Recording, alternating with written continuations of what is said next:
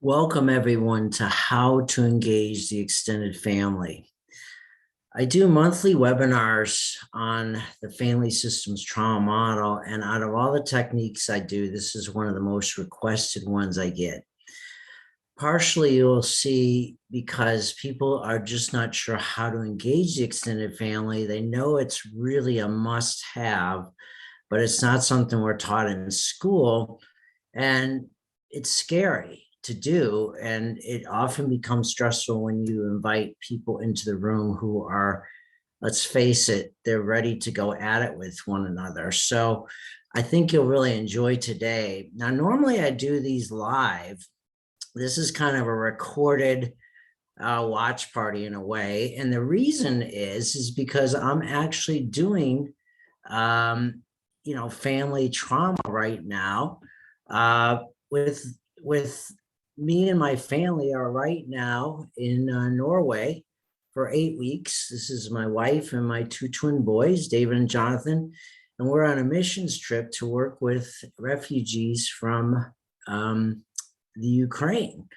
And so we are actually at a base right now with refugees. And so it's about a 7 hour, I think, or 6 hour time difference. So we're here, and it's an incredible experience. But because of that, I'm actually taping today's as kind of a recording. But I'm having two of my colleagues in FST join us today. Welcome, Michael and Allison. They are going to be our special panelists today, which means that as I interact with you and ask for your participation with answers in your chat bar, and at the end of today, a Q&A, you will have the feeling of watching this technique unfold, but also interacting live at the same time. So thank you, Michael, and thank you, Allison, for joining us today. So if you have not met me before, I'm Dr. Scott Sells, and my mission of why I'm doing this is back several years ago, I created the Family Trauma Institute to fill a gap I feel in our mental health community, which is teaching people to become family trauma experts. What does this mean? Well, when I wrote a book with my colleague, Ellen Sauter, after 10 years of research and created the family systems trauma model, I saw something very interesting that you may agree. There is so much in terms of models and research on how to work with the individual, but not so much to cross the bridge from the individual, child, or client to the traumatized family, which, as you see, the whole is greater than the sum of the parts. So if you treat the trauma of the child and they go right back home to a traumatized family, the relapse rate is high. And you're going to kind of see that today of the importance of the extended family is just one example. And from this book, there are 12 core techniques, and you are going to see number 6. There are 11 others. And if this today inspires you and you want to go deeper in this model, I will show you a way to do that. So when you leave today, there's going to be 3 tools you're going to have as a takeaway. Number 1, you're going to leave here hopefully with why we don't engage the extended family and the cost to us and our clients that we work with if we don't. And I'll get your opinion about why, or your theory or hunch of why we don't. And then I'll move into tool number 2, is now that we know why we don't, what do we do about it? So I'm going to give you an intriguing kind of a strategy called What's the Battle for Structure? It's going to be a little bit of surprise what that is, and around this idea of who before what.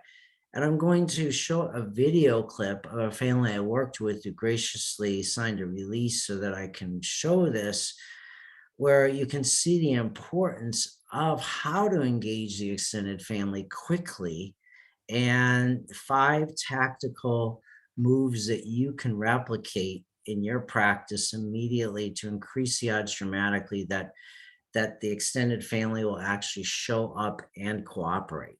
And then finally, you'll leave, Allison will put in the chat bar and also send this recording to you, which is called the FST Diagnostic Handout, so that you'll be able to quickly engage the extended family. And I want you to consider using this handout immediately the next day at work. So when you come to my webinars, and I do, one a month as an overview, and next month they'll be working with disrespect. For this month, I want you to always come to these webinars thinking, okay, I'm going to get something very substantive, and I'm going to see an experiential example of how to do it, and just have fun. So with that, let's get started. And as a special bonus, I really want to, I'm excited about this, is I do a master class every year. Well, actually, it's the second annual. Last year was the first. And I want to share with you what that is and why this might be a great outing for you and your family, or just you, where I live in beautiful Livingston, Montana, and what this is exactly. So I'll share this with you at the very end. So the first tool is, why don't we engage the extended family, and what's the cost to us? Well, I'm going to ask you in a moment to think about a number one reason why you don't actively involve the village in mental health treatment. So think about this. And I polled the audience in the Family Trauma Institute community on June 7th in Facebook, and we have a private Facebook page for people that want to be, part of the community. And here's what they said. One of the reasons, 25% said it's the fear factor. It is scary and overwhelming to invite the extended family. And I mean, aunts, uncles, grandparents, and also the social service agencies we work with. Could be Child Protective Services, it could be probation, it could be even inviting neighbors or friends. The second most high, or one of the highest, also was, I don't have a lot of time to invite everyone. So what's in it for me? Or how do I work smarter, not harder? And the number one, 31% was, I don't have the tools. And that's what I'm going to pride myself in today, is giving you those tools on what to do. And Sheila added one, which is, I've never been trained in family systems work.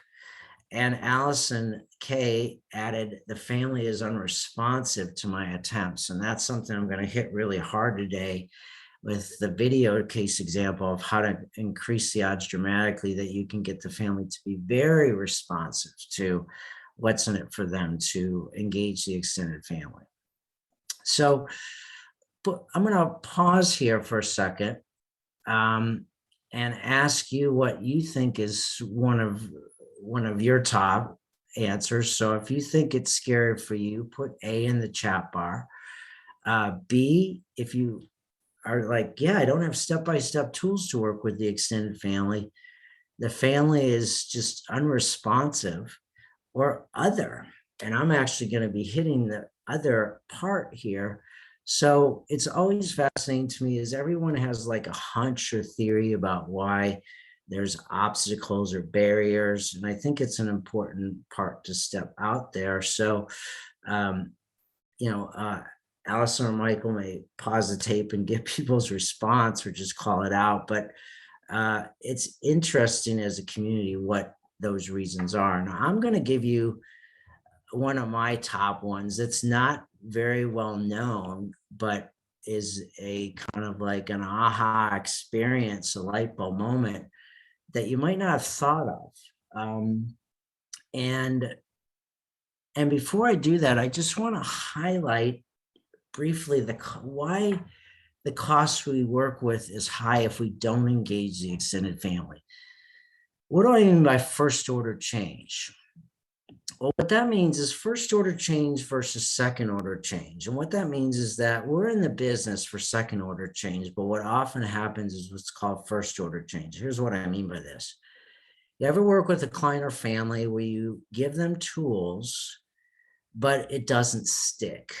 They call you up every time there's a crisis because they haven't adopted those tools as their new normal.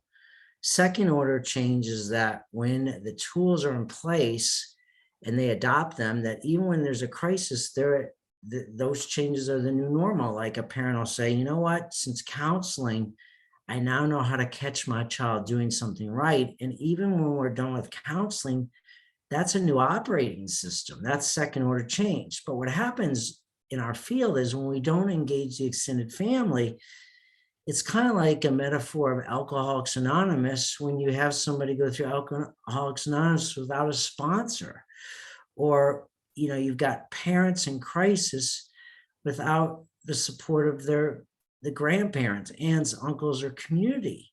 I've even had kids say, I just divide and conquer. If I don't get what I want from my parents, I'll just call my grandparents. Or if I don't get what I want from my parents, I'll make sure that my teachers don't like my parents so I can keep them at odds to each other. Especially in today's post-pandemic world with social distancing, more than ever, we see mental illness as a byproduct of isolation, lack of connection to community. And so if we're not going to put in a natural support system that's clearly identified and they know what their roles are, then when we hopefully work ourselves out of a job, oftentimes it doesn't stick because we don't have the extended family that's on board or even know what their role is. So you've heard this term, I used it just a second ago, working smarter, not harder. It's a must-have. So with that, I want to go to one of the other reasons why I think we don't engage the extended family, and then show you why this is an important moment with the battle for structure. So you ready? Okay, so here we go. So who before what? Now, this was a game changer for me. And ironically, this concept, who before what, came with it the battle for structure, which I'll share in a moment. Now, what this means is that in mental health, we do what before who. Now, in business, there was a person by the name of Jim Collins who wrote this famous business book of Good to Great. And he interviewed CEOs of companies that were 10Xers, or they had 10 times the revenue of their nearest competition. And one of the things he said is that we have to do who before what, which is research find you have to have the right people on the bus and the right people in the right seats before you figure out where to drive the bus. Now, why is this important to us as mental health professionals? Here's why. Because we start with what is the treatment goals before we start with who should be in treatment that will make the most impact. In other words, the right people on the bus. Is it the aunts, the uncles, the grandparents, the social service worker, the probation officer, the neighbor? Get the wrong people off the bus that are hurting the client that we're working with, and get the right people in the right seats. Now, what's interesting about this is it's very much tied with the battle for structure, which means that in some ways, when we work with clients, it feels like a tug of war, where they're like, look, we don't want to invite our extended family. We don't agree with your who before what. And so before you even start your first online session or face-to-face session, or it could be the third session in or fourth session in, when you bring up the village or extended family, how many times have you guys heard this statement? Well, we burned our bridges. There's no way we're going to invite the extended family or our grandparents, aunts, uncles, or we don't have a village. You're like, okay. So what I used to do is I just used to punt. I'd be like, okay, well, I'll move on. I wasn't tenacious. I wasn't like, wait a minute. I got to win this battle for structure. In other words, battle for structure means that if the structure that I have to be most successful with the client, which includes the extended family, if I lose that battle, I may lose treatment. In other words, whoever defines the definition of treatment controls the treatment. So battle for structure could be the parent or caregiver or client saying it's a chemical imbalance. And you're like, there's no evidence of a chemical imbalance in this case. So my definition of the problem is that we need more consistency, more structure. That's going to direct the treatment. Your definition of the problem of a chemical imbalance will drive maybe psychotropic medication, hospitalization. So who before what also extends to the battle for structure of who's going to show up. And so we don't think of it that way before. And we were like, wait a minute, do I even need to win this battle? The answer is yes, because if you don't control the definition of treatment, the clients are going to. And guess what?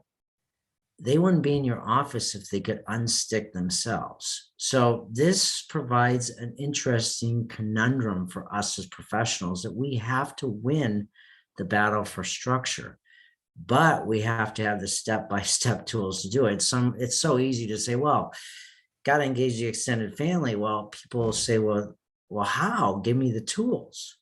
Well, that's where I come in as a teacher here, and why this webinar I think is so important is how do we increase the odds that you'll win this tug of war with your clients?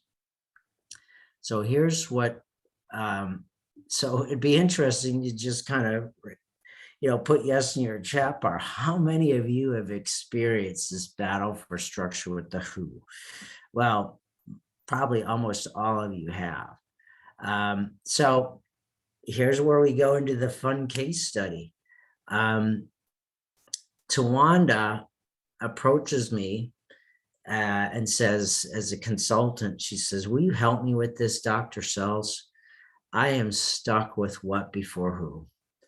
I'm just able to see the intermediate family and the child, and I know that the key people are not in the room. I just know it. And Dylan is the case I'm stuck with. He's 15 years old.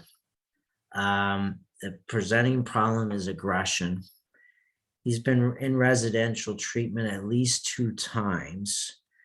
And I know that the people that aren't there are both sets of parents. I only am able to see the biological mom and stepfather who Dylan works with, lives with, I'm sorry.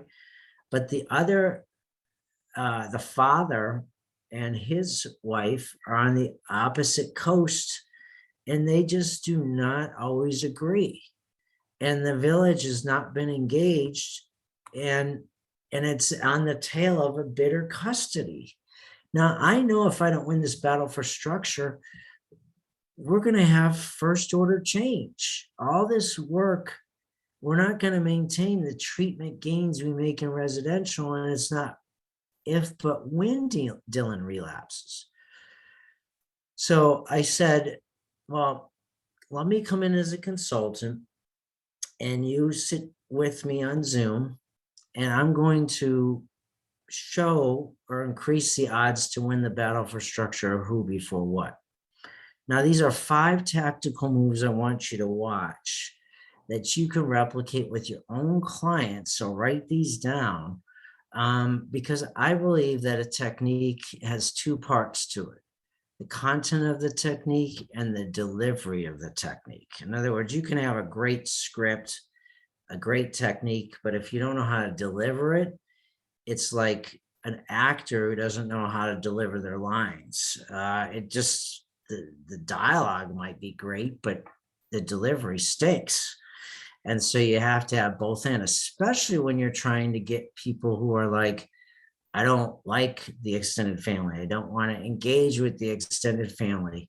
And so you've got to be able to increase the odds. So let's watch the videotape. Now I'm going to pause the tape and talk about each tactical move. So you'll see it, and I'll comment on it. So the first one to look for that I'll pause is right out of the gate.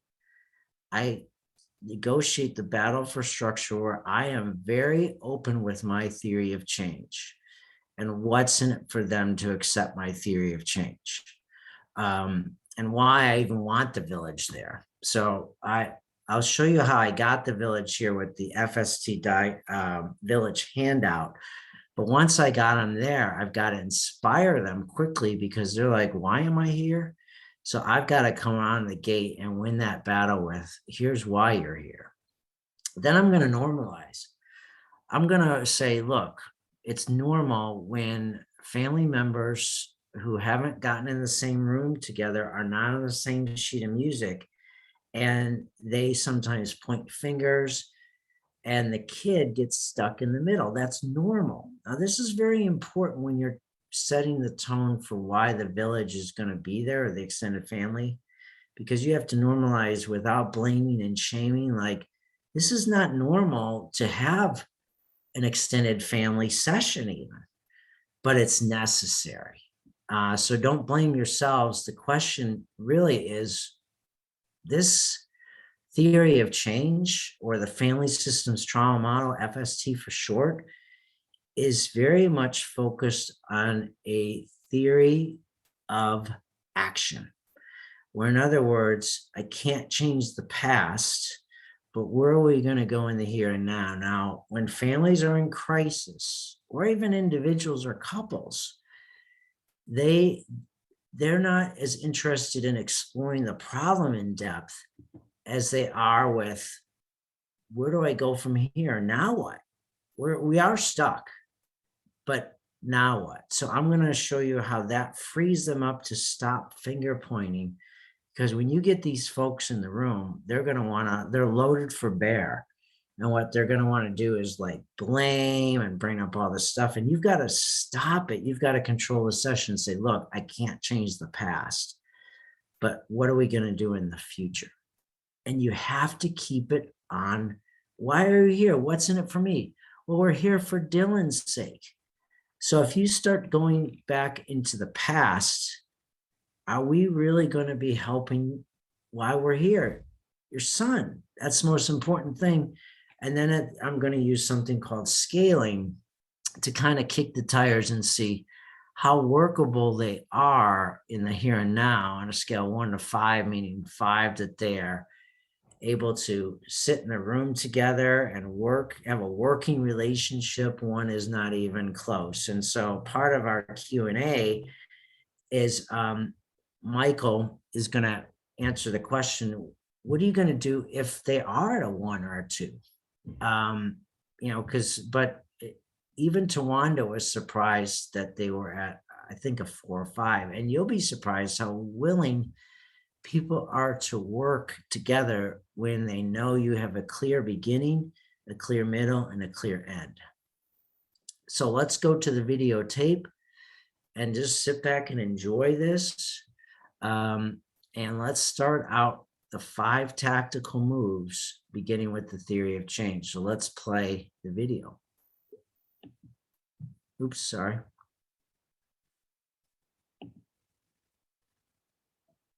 One of the things I said, that one of my philosophies of change is to bring both step parents and biological parents together. And sometimes, there's been scar tissue or fallout, especially when you have a child who there's been a lot of drama.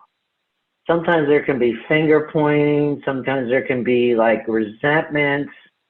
And of course, I can't change the past. My role is like, okay, you guys are always going to be parents, even though you guys may not get along outside of that, and you might not even get along as parents right now. But if you guys do put a ceasefire and work with me, guess who benefits? Dylan. Okay, so here you see, in a matter of about 30 to 45 seconds, I start by saying my theory of change is to bring everybody together. And it's normal that you guys are going to want to finger point, but why shouldn't you? Well, because we're here for Dylan. Because as you can see in the closed captioning, because Dylan has a front row seat. And what he cares about is that something broken is restored. And I emphasize, yeah, you can't change the past, but what are we going to do in the future? This settles your village down. They're like, whoa, this person knows what they're doing. They're being very confident. They're being very direct.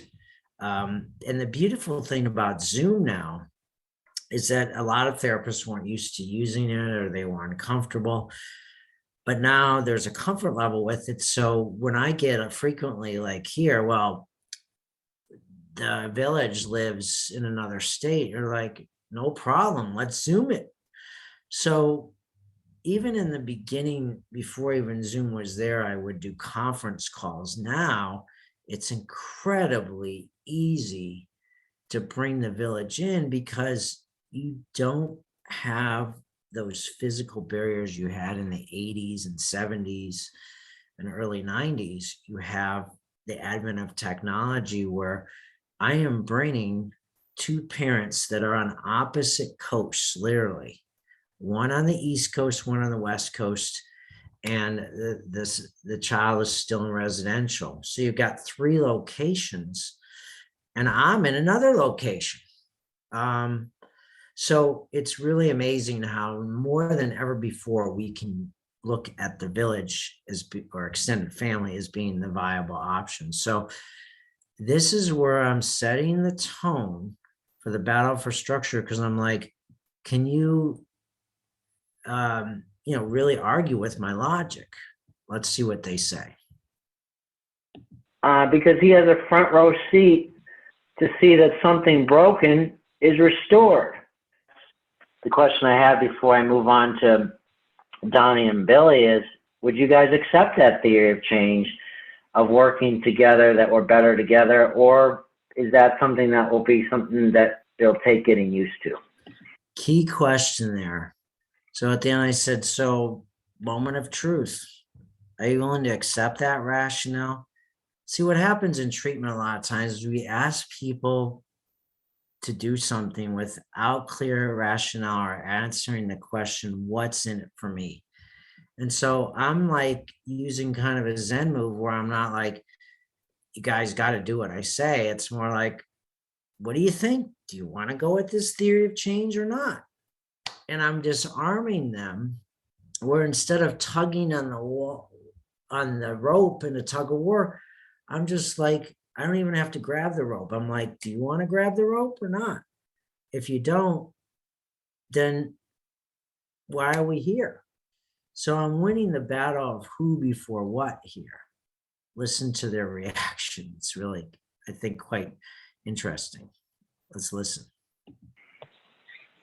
I think that it would be great. I mean, we're kind of already doing that now in a way. And so, whereas in the past, me and, our families haven't worked together, we have done a really good job the last year of working together and doing stuff for the betterment of Dylan. So I look forward to it going forward. It's like taking a pulse check or kicking the tires. It tells me how hard I have to work. So would you guys say on a scale of 1 to 5, 5 being you guys are really workable together as a team, you're ready, you're positioned to get ready for Dylan's return, 1, you're not even close, there's no science to this, would you guys say you're closer to a 5 or closer to a 1? What would you say? Let's go to Becky let's go to Donnie and Billy. Okay, again, really important. The last tactical move I want to highlight is scaling. I want to kick the tires and see how hard I have to work. And what I'm interested in is not for these two families to be buddies or even like each other. I'm interested that they have what's called a working relationship, that I can come in as a coach, as a facilitator, as a family therapist, and help clarify the roles to help. And for example, I love wraparound, and philosophically, I'm also a social worker. But what sometimes happened is I'd wrap around and get people in the room, but then I wasn't clear, what do I do with them? How do I clarify their roles? So I would have the right people on the bus, but I didn't know what to do. And so this helps get the micro steps to put theory into practice. Let's listen in as they finish out here. First, because you guys haven't really had as much time to talk. So what would you say on that? 4, closer to a 5. Wow. Okay. Last year, Becky, in the past year, we still have our differences, but we both kind of decided to unify after, we had a very costly court battle that probably was some of Dylan's manipulation. And after that, we both recognized and decided that no matter the differences that we have, Becky and I chose to be parents, and therefore we have a responsibility. So forming a unified front is really the only answer. Will this be the first time since Dylan has had difficulties that all of you guys will be in the same room together, having a plan of action with me in the role of consultant and Tawanda being the primary care counselor? Will this by itself be a difference that makes a difference of having you guys all together in the same room? Is that going to be a new thing for Dylan to see, or he's seen it before? It'll be new. He's seen Donnie and Billy and mom and stepdad working together in the last year-ish. But not in the same room. Not physically in the same room. Definitely not with Tawanda. And certainly, obviously not with, That is really a key statement. This child, I learned from Tawanda, had been in and out of treatment, I think for 10 years, if I remember, out of his young life. And in all that time, it was confirmed by both sets of parents that incredulously, they had never been in the same room to work together. And, sometimes you got to go ask yourself why. But I think when I asked Tawanda, she said, I didn't have the step-by-step tools. I didn't have confidence. It's scary. So I'm going to do what I know. And that's why I started this family system trauma, pathway, because Tawanda, like other people, are like, I don't have time to go back to graduate school. And even if I do, are they going to really teach me family systems trauma? So, I hope you enjoyed that. So the part 2 of this was even getting them to the table was the handout that Allison is now going to put the hyperlink in. Well, I want you to try this because what a tactical mistake that Tawanda made, she said, and many of us make, is we just do an open-ended question is, do you have a village? Or in this case, extended family. And the answer is typically no, or they won't show up, or burnt bridges. And so now you don't have that yes/no question. It's more of like, here, let's go over who your village is. It's a tactical maneuver that's really important, where you're not saying yes or no, you're getting everybody on the canvas. So an artist isn't going to start painting until they get all the colors on the palette. And so this is kind of a nice takeaway from today, which is increasing the odds of the battle for structure is not only those tactical things, those 5 things, which is theory of change, normalizing, number 2, what's in it for me, focus on the here and now, and then the scaling. But turning the no to a yes is looking at this, handout, they were like, yeah, the ex-spouse, not supportive, but we find that he's more supportive than you think. And that's Billy and his wife. Then we find the grandparents are also, and so later in this session, and we don't have time for this, I press them and say, look, I know you, before this meeting, you were like telling Tawanda, there's no way the grandparents are coming, but do you understand that if we don't have them here, at least try? And they stopped me and said, we get it, because Dylan has been going to the grandparents when he doesn't like what we say. And that was a game changer. Again, I'm winning the battle for structure. And so, as we close today, one of my calls to action is for try it out for yourself.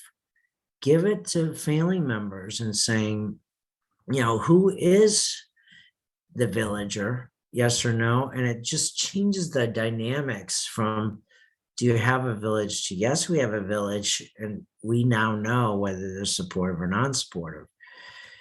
And so the other thing that Michael answer is, well, what do you do if the family is like, we're at a 1, or we don't want necessarily believe in this. We're kind of curious, but we're not going from a window shopper to a customer yet. So I'm going to let Michael talk about that at the end, as well as other questions you might have at the end as we wrap up. But that's one to think about, is what do you do to get a family system who's not as bought in to this? And so to summarize today, we went over 3 tools.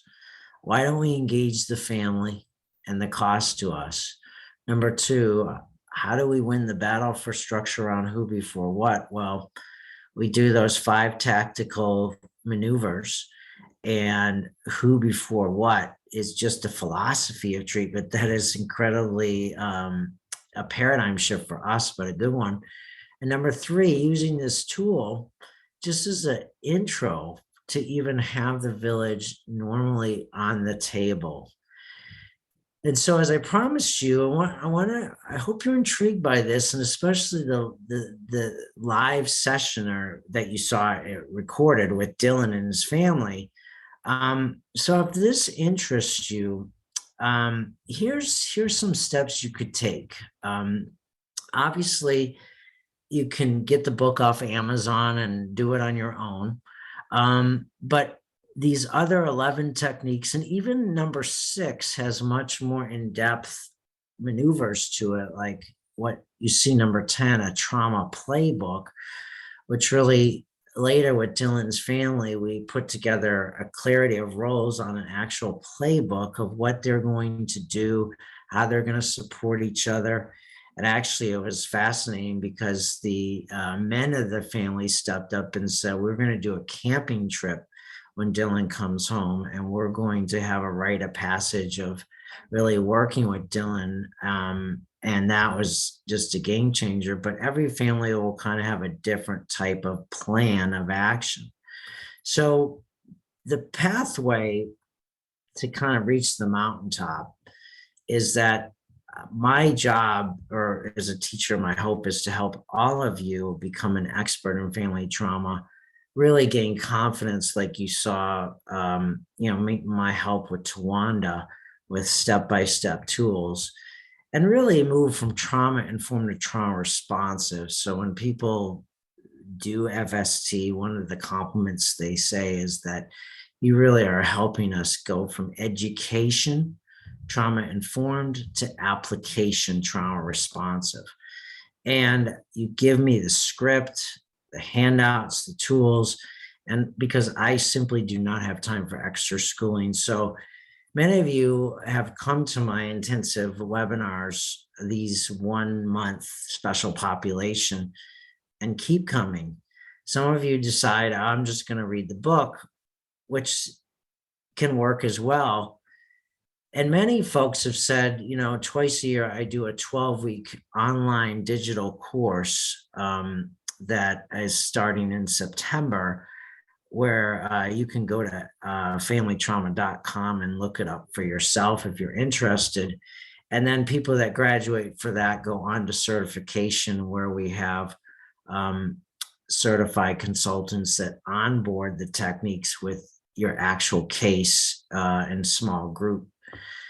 But here's an intriguing other outside the back option that's kind of an in-between.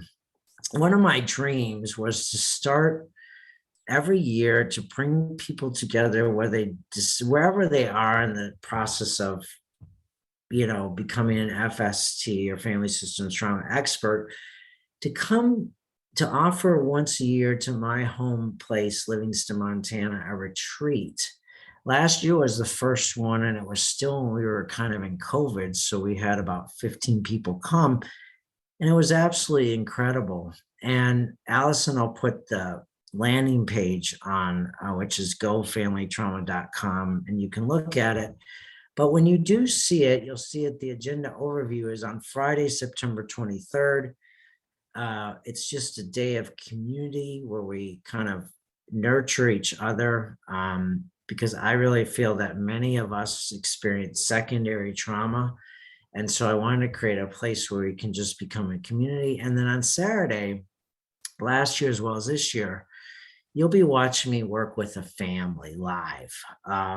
And then, which includes 6 continuing education. And I call it a master class because many people go on for the course and certification, but they've loved the master class because they're like, wow, I get to see it really in person. I get to meet other colleagues that love family systems trauma. And then, of course, what I really enjoyed last year is we have a cabin up in the mountains, and and you can see the pictures there where we have a live band, and we just have, well, last year I had fireworks and everything else. It was really fun, but I want to limit this 30 participants, and people are deciding what vacations they want this year. So the thing that I really am doing to make it easy for people is it's only $150. Now in the future, that's going to go way up because it's a master class. But since this is only the second year, if you ever want to do it, I would definitely do it, this year or next year, because it will just, it's going to be much more expensive in the future. But because I'm just starting it, I just want to really make it easy for people to come. So, so on June 30th, I'm just going to have a simple Q&A. I'm going to have some of the people that came last year talk about what the experience was, show you some video clips of the master class. So if you're interested in coming, I'm going to cap it at 30. Don't wait till June 30th, but if you're still intrigued or interested, come live or register to watch it on demand just to see what this master class is kind of about for the inside out, and talk with some of the people that came last year and ask them the question, why should I come? What was inspiring for you? And I'm going to have them as a special panel. So, if you have more questions, please email us at info@familytrauma.com. And so I'm going to have an open mic of questions for discussion. And I will see you next month for the webinar on extreme disrespect. But in the meantime, I hope to see some of you in Montana this year, because it's just one of the favorite things I do is bring people together and have you guys really have a master class. We really learn this stuff as well by watching you do this live. And so anyways, I've enjoyed today. Hope you have. Sorry I wasn't able to be on live. Like I said, we are working as a family in Norway. So keep us in your prayers. And we're here the next 7 weeks. So anyways, until next time, have a great week, everybody. And I'll let Allison and Michael answer some of your questions that you have. So bye for now.